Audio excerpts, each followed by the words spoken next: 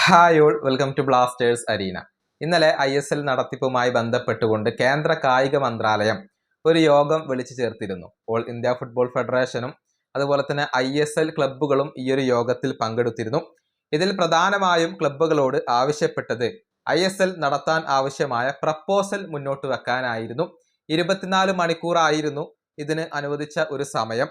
ഇപ്പോൾ ക്ലബ്ബുകൾ ആ ഒരു പ്രപ്പോസൽ മുന്നോട്ട് വെച്ചിട്ടുണ്ട്, സമർപ്പിച്ചിട്ടുണ്ട്. അതായത് ഇംഗ്ലീഷ് പ്രീമിയർ ലീഗ് മാതൃകയിൽ ക്ലബ്ബുകൾ തന്നെയാണ് ഈ ഒരു ISL നടത്തുക. പക്ഷേ ഓൾ ഇന്ത്യ ഫുട്ബോൾ ഫെഡറേഷന് ഇതിൽ നിയന്ത്രണം ഉണ്ടാകും. അവരുടെ മേൽനോട്ടത്തിൽ തന്നെയാണ് കാര്യങ്ങൾ നടക്കുക.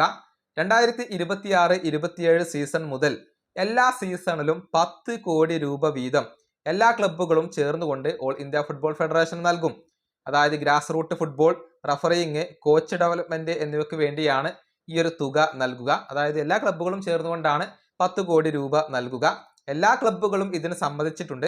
പക്ഷേ ഈസ്റ്റ് ബംഗാൾ മാത്രമാണ് ഇതിന് എതിരായിക്കൊണ്ട് ഇപ്പോൾ നിലകൊള്ളുന്നത്. അവർ ഈ ഒരു ലെറ്ററിൽ ഒപ്പുവെച്ചിട്ടില്ല എന്നാണ് അറിയാൻ സാധിക്കുന്നത്.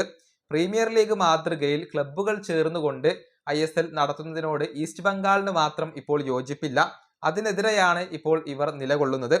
ഏതായാലും നാളെ ഓൾ ഇന്ത്യ ഫുട്ബോൾ ഫെഡറേഷന്റെ ഒരു ജനറൽ ബോഡി ചേരുന്നുണ്ട്. അതിൽ ഈ ഒരു പ്രപ്പോസൽ ചർച്ച ചെയ്തേക്കും. ഫെഡറേഷന് ഓക്കെ ആണെങ്കിൽ ഈ ഒരു പ്രപ്പോസൽ അവർ സ്വീകരിച്ചേക്കും എന്നുള്ളതാണ്. അല്ലെങ്കിൽ ഇത് തള്ളിക്കളഞ്ഞേക്കും. സ്വീകരിച്ചു കഴിഞ്ഞാൽ ഈ സീസണിൽ ISL നടക്കാനുള്ള എല്ലാ സാധ്യതകളും ഉണ്ട്. അതല്ല എങ്കിൽ വീണ്ടും നമ്മൾ ഒരു അൺസർട്ടനിറ്റിയിലേക്ക് തന്നെയാണ് പോവുക. ഈ വീഡിയോ അവസാനിപ്പിക്കുന്നു. അടുത്തൊരു വീണ്ടും കാണാം.